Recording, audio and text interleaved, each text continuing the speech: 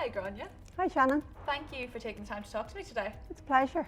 I just wanted to start by understanding your career journey that led you to your current role as a director in the consulting team here at Crowe.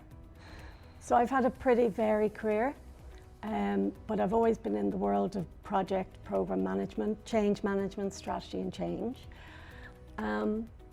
And I worked across lots of different sectors, financial institutions, technology companies, not-for-profits, government agencies and consultancies. And I have been a director in consultancies for the last 10 years. And I've been working in the area of health and social care for the last 15 years. And the reason I was how I came to Crowe was because I really wanted to work with the public sector, health and social care, and to work with a great team. Brilliant, thanks. Looking back at your career, are there any experiences that had the greatest impact on your career journey? Or is there anything that you would have done differently? Yeah, so very early on in my career, I was a junior in a bank, and I applied for an IT role which had a much bigger salary, and I'd no business going for. Hundreds of people were applying for it, and I got it. So that led me on the trajectory of moving then to business analysis and project management and change management, and completely changed my career. But it also taught me something really important. If opportunities come along, you should take them. Even if you feel a bit awkward or you feel you might be humiliated if you fail, you just never know.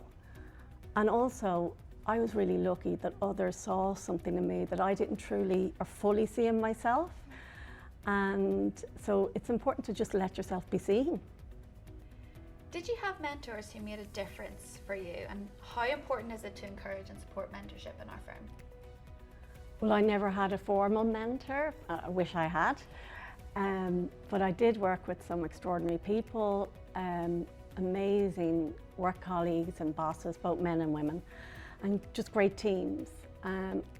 Many people who I really admired, and so that formed an informal mentorship as such. I think what's really important is modeling behaviour, and people learn from behaviours of others and people around them, and they replicate that.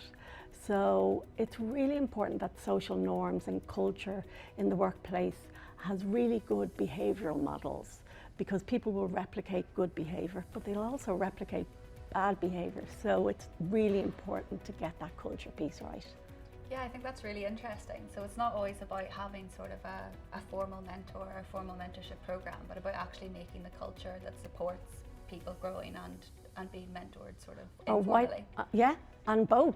It would be great to have both. I think it would be great to have formal mentorship. I just didn't have that opportunity. But I think you need both. I think you need to be living those behaviours and modelling them to others so that it perpetuates. Yeah, absolutely. What do you think are the most important skills and competencies that are required in being a senior leader?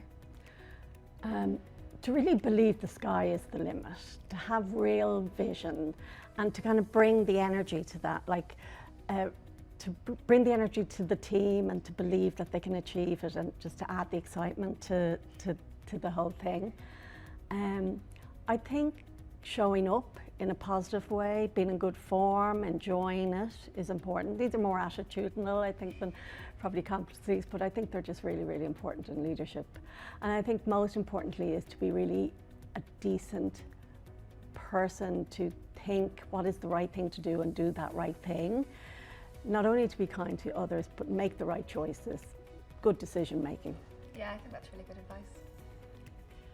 What advice would you give to women who want to progress into senior roles, and what can Crowe do to support them? So my advice isn't really for women. I think they're doing great. They just need to be allowed to progress. My advice is for companies and organisations to promote women to senior roles, promote good women to senior roles now. To give us an even playing field, to let us in, and then we'll just do it. Great. Thanks, Gráinne. You're welcome.